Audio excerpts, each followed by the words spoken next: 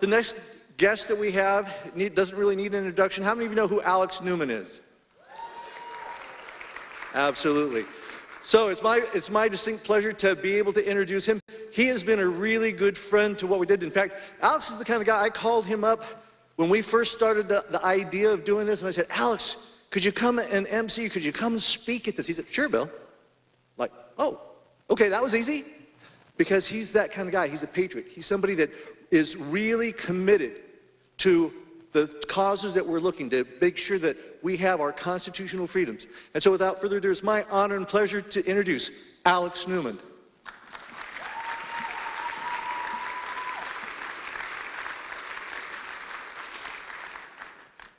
You want this? Hey guys, good to see you. Thank you for being here. Take my card here. You got it? I can hold it. Very good. All right. Oh, I love you guys. Thank you.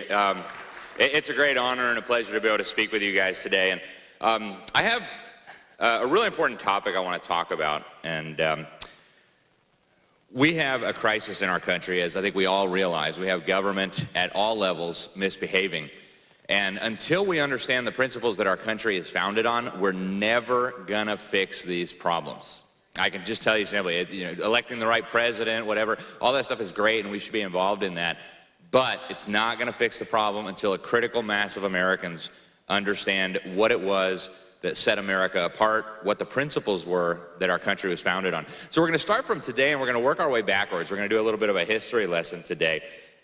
And I really want to talk about lesser magistrates standing in the gap and resisting tyranny. Now, we probably can't control Congress here. Even if we can control our member of Congress, there's hundreds of others that are controlled by special interests, lobbyists, people who want to kill babies, people who want to take away your freedom, people who want more of your money. So we have to do something different. Right? What was that old joke that the definition of insanity is doing the same thing over and over and over again? That's us. We're trapped in a never-ending hamster wheel. If we just get the right president, we're going to fix everything. We're not. We've got to understand these principles. So when our founding fathers created our founding documents, they did separation of powers. And even little kids in government schools know that. Oh, 3 branches of government, where the president and the Supreme Court do everything. And Congress is a rubber stamp. But that was horizontal separation. They also separated powers vertically between state and federal. In fact, it was the states that came together and created the federal government as their agent.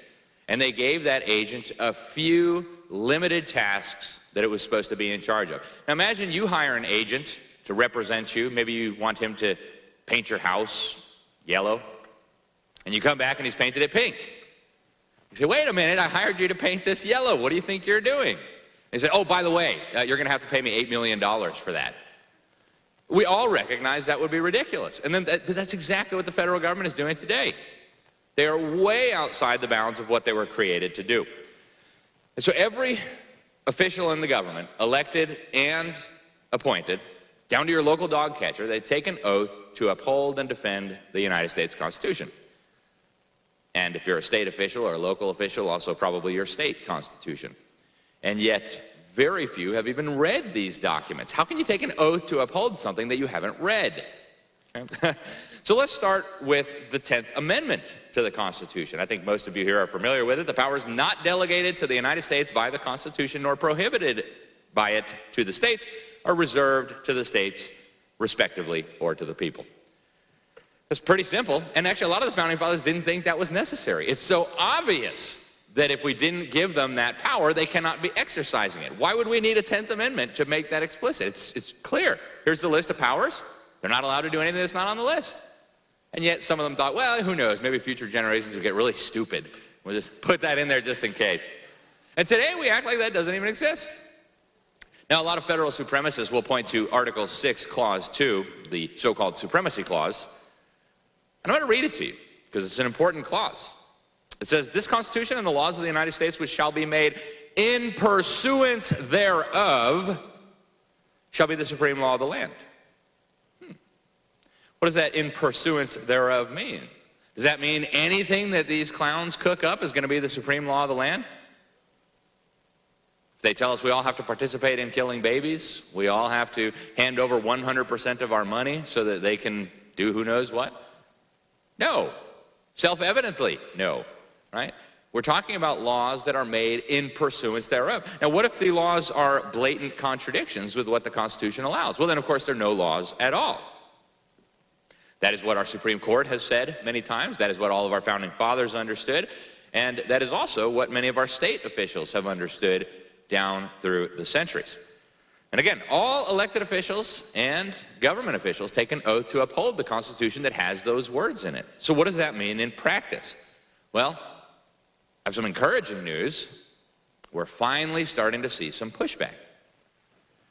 Just in the last few days, I did an article about this 2 days ago for my website, 26 Republican governors announced that they were going to refuse to comply with any World Health Organization mandates, decrees, or policies. Why there were only 26, I don't know. Why any governor would want to take instructions from an actual former ethno-Marxist terrorist from Ethiopia, the puppet for Bill Gates and the Communist Chinese, I have no idea. That should have been 50 governors saying, hey, we're not going to be obeying whatever silly stuff you come up with. But 26 is better than 0. 26 is better than 12. So we're making progress. The Republican Governors Association also came out and agreed. Here's what they said. The World Health Organization is attempting one world control over health policy with their new pandemic agreement. Put simply, Republican governors will not comply. Okay. We need a whole lot more of that. They sent an excellent letter to Joe Biden articulating that in very clear terms. I encourage you all to read it.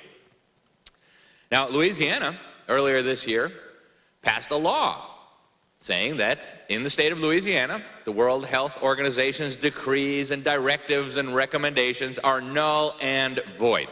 They have no effect or power. The WHO, the UN, and the World Economic Forum have no jurisdiction or power within the state of Louisiana. Why don't we have something like that in Florida? Right? We have a supermajority of Republicans in the legislature, supposedly. You all know there's lots of rhinos. We've got a rhino infestation. But this is a no-brainer, right? They said no rule, regulation, fee, tax, policy, or mandate of any kind from the World Health Organization, United Nations, I call it the United Abominations, and the World Economic Forum shall be enforced or implemented by the state of Louisiana or any agency, department, board, commission, political subdivision, governmental entity of the state, parish, municipality, or any other political entity. It's brilliant. All 50 states should put stuff like that on the books as long as Washington, D.C. wants to behave like an unchecked emperor. Now, Alabama, a decade ago, passed a bill doing something similar. They banned Agenda 21. They banned all UN agreements and other processes in their state. They called it the Due Process for Property Rights Act. And here's what they said. The state of Alabama and all political subdivisions may not adopt or implement policy recommendations that deliberately or inadvertently infringe or restrict private property rights without due process, as may be required by policy recommendations originating in or traceable to Agenda 21. The people of Alabama, through their elected representatives, will govern Alabama, not the United Abominations. And by the way, that passed unanimously in Alabama. Every Democrat voted for that. And we can't do it in Florida, right? Now, Florida has done some really good stuff during the scandemic, whatever you call the thing that just happened. You guys remember Joe Biden and OSHA said, hey, you're all going to have to take a vaccine. Well, vaccine, I put it in air quotes. I think you guys remember that. We're supposed to forget now. None of that happened. Just forget all about it. But no, it happened. But our state got together, and on November 18th, 2021, our governor signed into law Florida Statute 381.00317, the private employer COVID-19 vaccination mandates prohibited. Okay? And according to this law, if an employer decided to fire somebody because they wouldn't take the shot, wouldn't give them a religious exemption or whatever, they would be fined $50,000, which was almost 10 times more than the fine that the federal government was going to impose. This is an excellent example of the state standing in the gap between us and the federal government. I really appreciated what Ron DeSantis said to Joe Biden. Joe Biden said, get out of the way if you don't want to help. He said, I'm not getting out of the way. I'm going to stand in between you and the people of my state. And that is the job of every government official.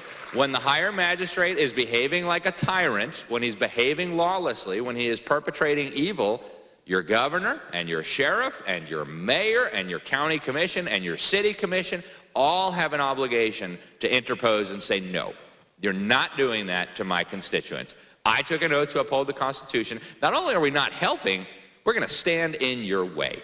So thank you, Governor DeSantis, for that. Now, more and more states are passing laws to promote constitutional money. They're taking taxes off of gold and silver. Texas is way ahead of everybody. They've got a gold bullion depository owned and operated by the state. Working on a big article about this now. There are bills now all over the country to get gold and silver back into circulation in commerce. In Texas, they want to have their gold bullion depository issue debit cards to anybody who has gold deposited there, so that you could go to a merchant, you could buy whatever you wanted. If the merchant wants gold, they'll just transfer the gold to his account. If the merchant wants Federal Reserve notes for whatever reason, they'll sell the gold and give them Federal Reserve notes. We need stuff like that all over the country. The federal government is out of control. The Federal Reserve is out of control. And we need to do it. Now, Democrats have started understanding this stuff. You notice that there are more than 30 states that are flagrantly defying federal law when it comes to smoking marijuana. Our state is one of them, by the way. If you go to a doctor and get a note, you can go smoke marijuana. That's totally in violation of federal statute. It's also in total violation of UN drug conventions going back decades. And yet Florida did it. Did the UN send their armies? Did Joe Biden? No, right? So how come Democrats can do that? We ought to be able to do it too when the federal government's out of control. Now, some Republican states did this. Starting in 2005, the federal government started trying to impose the Real ID Act. They wanted us all to have a federally certified ID with federal standards connected to federal databases. And Montana took the lead on that. They passed a law saying, we're not going to comply. And you notice they still have not been able to get the states to do this. Every year you go to the TSA and the TSA says, next year we're going to start enforcing this, right? Next year we're going to do it. And then next year comes and they move it back again. You can go to TSA right now and say, next year we're going to start enforcing this Real ID. You better get one. Tell your state to give you a Real ID. So we've now got 28 states that have refused to comply with Real ID. Little by, our state is not one of them, by the way, but little by little they are falling, unfortunately. And a lot of states have passed laws nullifying federal attacks on our gun rights, federal usurpations of power that have no place in our laws. Now, the fake news, the federal supremacists, even the Democrats who want to smoke marijuana, they want you to think that this all goes back to those evil, racist slaveholders from the South. That's where nullification came from. It was those racist Southerners who didn't want to give up their slaves. In fact, nothing could be further from the truth. It's literally the opposite. Right? One of the reasons that South Carolina gave for seceding from the Union was that the northern states were nullifying unconstitutional federal laws purporting to require that northern states return runaway slaves to their owners. Okay. I can read it to you. Here's the Declaration of Immediate Causes from South Carolina. This is why they decided to secede from the Union. They said that there's been an increasing hostility on the part of the non-slaveholding states to the institution of slavery, and it has led to a disregard of their obligations, and the laws of the general government have ceased to affect the objects of the Constitution. In other words, the northern states aren't enforcing unconstitutional federal laws, and we're mad. We want our slaves back. How can the fake media lie so much? I mean, we all know they lie, but this is like a whole nother level. They're literally flipping history upside down. The Southerners blasted Maine, New Hampshire, Vermont, Massachusetts, Connecticut, Rhode Island, New York, Pennsylvania, Illinois, Indiana, Michigan, Wisconsin, and Iowa. All of those states were refusing to enforce federal laws requiring states or slaves to be returned. Here's what they said, South Carolina, in their declaration. In many of these states, the fugitive is discharged from service or labor claimed. Thus, the constituted compact has been deliberately broken and disregarded. So don't let anybody tell you that nullification comes from slavery. In fact, it's exactly the opposite. The slavery holders wanted the federal government to force the states to return their slaves to them. Now, the Supreme Court actually agreed that the northern states had absolutely no obligation to comply with these laws. They ruled in 1842 in Prigg versus Pennsylvania that the federal government had no power to force the states to help catch runaway slaves and send them back to their owners. The same is true today, by the way, right? The states have no obligation to help the federal government enforce an unconstitutional abomination, fake law. We've got recent decisions. You're going to hear from Sheriff Mack. He's going to talk about Prince versus the United States in 1997. They re-articulated. And it's not just states. Sheriffs also cannot be commandeered by the federal government to do what the federal government wants. It's the anti-commandeering doctrine. And praise the Lord. And so where do these ideas come from? Right? They're not new. They weren't developed during the Civil War. They weren't specifically to deal with slavery. It actually goes back even long before the founding of our republic. But let's look at what the founder said. James Madison, widely regarded as the father of our Constitution. He wrote in Federalist number 46 that state governments possess a means of opposition to federal overreach. And that means, he said in Federalist number 46, was refusal to cooperate with officers of the Union. Hey, we passed a gun control law. You need to help us confiscate guns or kill babies or what? No, we don't. Read Federalist 46. A decade later, Madison went even further, along with his buddy Thomas Jefferson, who's often known as the father of our Declaration of Independence. The Alien and Sedition Act. See, early on in our history, the Congress was already getting out of control. They passed the Alien and Sedition Act. They didn't want people saying things that they didn't want said. And so they passed this Alien and Sedition Act. And Thomas Jefferson and James Madison wrote the Virginia and the Kentucky resolutions. And here's what they said. In case of a deliberate, palpable, and dangerous exercise of other powers not granted by the said compact, the states who are parties thereto have the right and are in duty bound to interpose for arresting the progress of evil and for maintaining within their respective limits the authorities, rights, and liberties appertaining to them. In modern language, not only do the states have a right to refuse this absurdity, they have a duty. They are duty-bound to interpose on behalf of their people. Now, this wasn't just certain founding fathers. Even the most radical of the federal supremacists among them. You guys remember Alexander Hamilton, right? Lots of differences of opinion with Alexander Hamilton. But he wrote in Federalist 78, "There is no position which depends on clearer principles than that every act of a delegated authority, contrary to the tenor of the commission under which it is exercised, is void." He said, no legislative act, therefore, contrary to the Constitution, can be valid. Again, putting that in modern language, if the Congress passes a statute that is not in accordance with the Constitution, it is not valid. It is no law at all. Hamilton made a similar argument in Federalist Paper number 33. He said, if a number of political societies enter into a larger political society, that's the states coming together to create the Union, the laws which the latter may enact, pursuant to the powers entrusted to it by its Constitution, must necessarily be supreme over those societies and the individuals of whom they are composed. We're all agreed on that. Any laws passed in pursuance thereof are constitutional. But he goes on to say, but it will not follow from this doctrine that acts of the large society which are not pursuant to its constitutional powers, but which are invasions of the residuary authorities of the smaller societies, will become the supreme law of the land. Get this. These will be merely acts of usurpation and will deserve to be treated as such.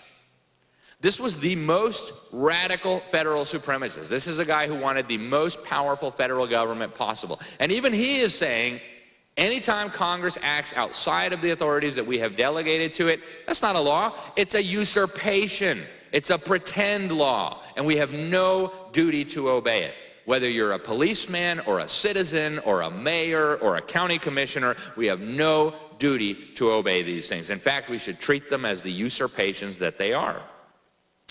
In fact, our whole revolution, the reason we became an independent country, came because people refused to follow unlawful orders. You probably remember, if you got an education prior to like 20 or 30 years ago, the British came and they said, hey, hand over your guns. And we said no, and we shot them, right? We're not handing over our guns. Sorry, not going to happen.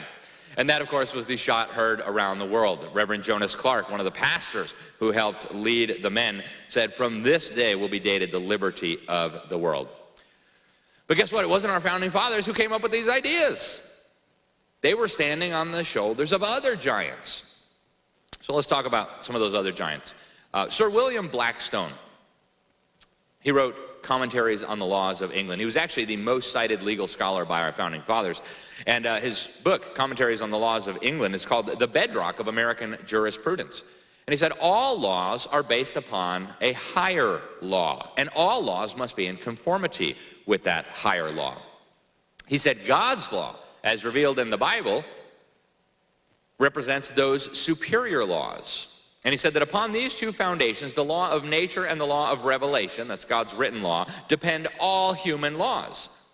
That is to say, no human laws should be suffered to contradict these. So obviously Congress has all legislative powers, not the Supreme Court. But let's just say 9 guys wearing robes decide that they're going to make a new law that they found in the penumbras of the Constitution that you can murder babies. Is that a law that should be suffered? No, of course not. Every one of the governors of the union should have said, that's ridiculous. I mean, you guys have no right to make law, but even if you did, that would be a totally unconstitutional law, and so we're going to continue enforcing our murder laws. You're not going to be able to kill babies in our state. Pretty simple. Right? Now, he went on to say, Sir William Blackstone, he said, God's laws are binding over all the globe, in all countries and at all times. No human laws are of any validity if contrary to this, and such of them as are valid derive all their force and all their authority, immediately or immediately from this original. The doctrines thus delivered we call the revealed or divine law, and they are found only in the Holy Scriptures. This was the worldview of the people who wrote our founding documents. We are never going to restore our country unless we understand what produced it. So we do have some really encouraging things happening at the county level. I want to talk a little bit about those, but before we get there, I want to go to the Bible, because a lot of these ideas came directly from the Bible and from Christian history. And of course, before William Blackstone did those things, how many are familiar with the English Civil War? Handful, okay. So you had King Charles I behaving like a tyrant, and he actually dissolved Parliament. I don't need you guys. I'm in charge here. And Christians fought back. They pointed to the Magna Carta, which we'll talk about in a moment, that had been signed about 400 years earlier. And under the leadership of Oliver Cromwell, a Puritan, a member of Parliament, they raised up an army. They charged King Charles with treason. They put him on trial, and they beheaded him. True story. Okay. This was still fresh in the minds of our founding fathers and the American people and, of course, the British people. And this actually established, at least in the Anglo-Saxon world, very firmly a principle that had already been articulated a long time before that. And that principle is lex rex. The law is king. And so there had been this debate going on. A lot of the kings said, no. Rex lex. The king is the law. Whatever I say is the law, and you all must obey. And in Britain, where the Reformation took root, they said, no, king, you have this backwards, right? You are also subject to God's laws. You don't get to murder people just because you got a fancy crown on your head. You don't get to steal from people. And of course, even in the 1600s, they weren't inventing these principles out of thin air. You got to go back to the Magna Carta. You had King John behaving like a tyrant. And the lesser magistrates, the aristocrats, the barons, the nobles, said, hey, you can't do that. You have to obey God's law too. So they went to the Archbishop of Canterbury, Stephen Langton, and they asked him for help, and they ended up writing a document that limited the king's powers. So on June 15th, 1215, they held him at sword point, and they said, look, you're going to sign this. They called themselves the Army of God. You're going to sign this, or you're going to die, and you're going to lose your throne. So you can either obey God's law and respect our rights, or you're going to not be king anymore. And if King John refused to obey in the future, they said, we're going to wage war on you and we're going to remove you. Here's some of the things that the Magna Carta protected. Rights and liberties for the church, right to petition for redress of grievances, no excessive fines and punishment, no taxation without common counsel. Some of these should be sounding familiar, I hope. You need credible witnesses to be able to bring legal charges against somebody. You need to have due process of law, speedy trial. And by the way, the Magna Carta ends with, for the salvation of our souls and the souls of all our heirs and unto the honor of God. True story. Read it. And this isn't just some arcane, ancient document that, maybe a PhD in history might be interested in. The U.S. Supreme Court has cited it more than 100 times in its own rulings. It's the foundation, the common law, which of course comes from the Bible and made its way up through the centuries to what we have today, or at least what we're supposed to have today. And actually, in response to the Stamp Act that the British passed, the Massachusetts Assembly said this was against the Magna Carta. It's against the natural rights of Englishmen. You cannot do this. So again, you have an example of the lesser magistrate resisting unlawful, illegitimate authority from the higher magistrate. And where did all these people get these ideas from? They read their Bibles. Okay. Very early on in the scriptures, you have lots of examples of this. You go to Exodus chapter 1. The king ordered the Hebrew midwives to kill all the baby boys. And they read Romans 13, and they said, yes, sir, we're killing right away. Some of you know you read your Bibles. That's not what they did, right? So the king said, if it be a son, ye shall kill him, but if it be a daughter, then she shall live. But the midwives feared God and did not as the king of Egypt commanded them, but saved the boys alive. And therefore God was really mad at them because they must not have followed Romans 13. No, Romans 13 came much later. Just kidding. It said, therefore God dealt well with the midwives, and the people multiplied and waxed very mighty. God dealt well with the midwives because they defied the king and refused to kill baby boys in response to his unlawful order. That's Exodus 1, chapter 1, verses 15 through 20. In Exodus 5, you see Moses demanding that Pharaoh release God's people from slavery.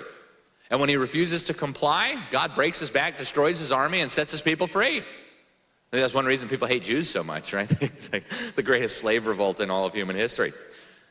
1 Kings chapter 18, Elijah rebukes the king Ahab. Why? For his evil policies, for his idolatry. He says, I have not troubled Israel, but thou and thy father's house, and that ye have forsaken the commandments of the Lord and hast followed Baalim. And guess what? God stood with Elijah and absolutely humiliated the prophets of Baal on Mount Carmel. You probably remember the story. They did all their dancing, and then they all died. Okay. Daniel chapter 3. Shadrach, Meshach, and Abednego. These were lesser magistrates. Right? They had a high position of authority within the realm. And King Nebuchadnezzar one day decided, I need everybody to worship this big golden statue that I made. So when you hear the music, everybody bow down, worship my statue. And Shadrach, Meshach, and Abednego said, no. In fact, I'll quote to you what they said. Shadrach, Meshach, and Abednego answered and said to the king, O Nebuchadnezzar, we are not careful to answer thee in this matter. If it be so, our God whom we serve is able to deliver us from the burning fiery furnace. And he will deliver us out of thine hand, O king. But if not, be it known unto thee, O king, that we will not serve thy gods, nor worship the golden image which thou hast set up. Amazing. And you guys hopefully know the rest of that story, right? Nebuchadnezzar got really mad. How dare they defy my authority? He threw him into the burning fiery furnace, made it extra hot. Right? And God protected them, right? And then something incredible happened. God used the righteous defiance of these Hebrew boys to glorify his own name and bring King Nebuchadnezzar to his senses. Nebuchadnezzar spake and said, Blessed be the God of Shadrach, Meshach, and Abednego, who has sent his angel and delivered his servants that trusted in him, and have changed the king's word and yielded their bodies that they might not serve nor worship any god except their own God. Therefore I make a decree that every people, nation, and language which speak anything amiss against the God of Shadrach, Meshach, and Abednego shall be cut in pieces, and their houses shall be made a dunghill, because there is no other God that can deliver after this sort. Now, we today don't have any guarantee that God will protect us from the fiery furnace. We may go to jail, we may get in trouble, but that's okay. We still have an obligation to refuse to submit to ungodly, wicked decrees, no matter who they're coming from, whether it's a president or a governor or a Congress. And there are many, many more examples of this. I want to talk about counties just for a moment before we wrap up here, because there's a lot happening at the county level. I've written a few articles for the Epic Times over the last few years on this very issue. And it started in Nevada. Summer of 2021, the elected commissioners of 2 Nevada counties decided that they were going to become constitutional counties. And they passed an incredible resolution. Elco County on June 2nd, 2021, said that unconstitutional acts committed by anyone will be treated as criminal activity. They said they were going to be a constitutional county. They also joined the Constitutional Sheriffs and Peace Officers Association as a county. And they said this: the people of the United States are and have a right to be free and independent. And these rights are derived from the law of nature and nature's God. As such, they must be free from infringements on the right to keep and bear arms, unreasonable searches and seizures, capricious detainments, and every other natural right, whether enumerated or not, pursuant to the 9th Amendment. By the way, that was approved unanimously by their county commissioners. It reaffirms the 10th Amendment and does much more. It says abuses of these kinds will not be tolerated in Elco County. And they list a whole bunch of different things that will not be tolerated: violations of the First Amendment, efforts to register firearms, efforts to confiscate firearms, violations of privacy, infringements on property rights, detaining and arresting without following constitutional procedures, and so much more. I talked to the chair of the county commission there. He had some really great stuff to say. You can go read those articles. Lander County in Nevada also approved something similar. Later in 2021, counties in New York hopped on the bandwagon. Truly incredible. It started in Cattaraugus County. They said, we're a constitutional county, and they said this was a response to the COVID madness. We are not going to let you destroy our businesses, shut down our churches. Absolutely not. And you know what? So far, there's only been a handful of counties across the country. Excuse me? Oh, thank you. Very good. So we got 2 minutes left. So there's only been a handful of counties so far. But what would happen if 50 counties in Florida, and 50 counties in Oklahoma, and 30 counties in Montana, and 20 counties in South Carolina all said, look, we're not going to put up with this stuff anymore. We're not going to let you abuse our citizens. We're not going to let you force people to take injections they don't want. We're not going to let you confiscate guns from people. We're not going to let you build firearm registries. We're not going to let you shut down churches in response to some public health scare. We're just not going to tolerate it. We could stop this tyranny in its tracks. And thankfully, we've got shoulders of giants to stand on.